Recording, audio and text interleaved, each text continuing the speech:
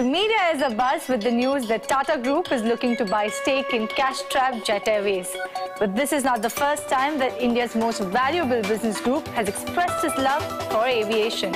Tata Group, a 150-year-old business empire with a group revenue of $100 billion, has a long history in aviation. It all started with J.R.D. Tata, the group chairman before Ratan Tata, who became India's first qualified pilot in 1929. Did you know that J.R.D. Tata got his pilot's A license in India, and that too in the shortest number of hours? J.R.D. founded the Tata Air Services in the year 1932 with an investment of 2 lakh rupees from Tata Sons. In 1938, the company was rechristened to Tata Airlines with initial operations from Bombay to Trivandrum, Delhi and Colombo.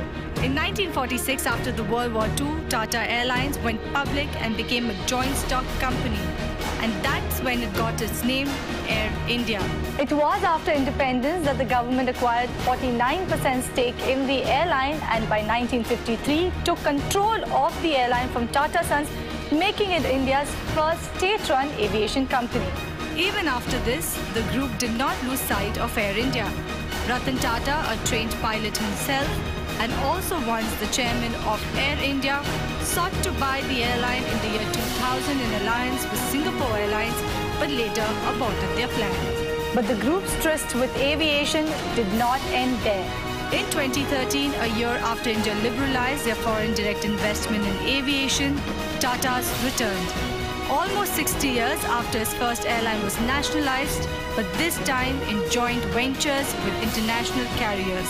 First, with AirAsia Berhad, they started AirAsia India, headquartered in Bengaluru, and in 2015, Vistara, a joint venture between Tata Sons and Singapore Airlines. Earlier this year, Tata Sons, under the leadership of N. Chandrasekaran, decided to once again look at debt-laden Air India, but chose not to go ahead with the proposal. Back to the present day.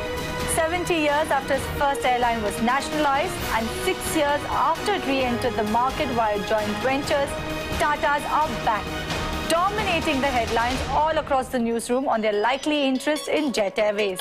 But what will the Tatas get if they acquire Jet? Market share of 23.6%, fleet size of 159, staff strength of 18,774. A deal with Jet Airways will transform Tata's, a small-time player in India's aviation market, to the country's dominant international carrier.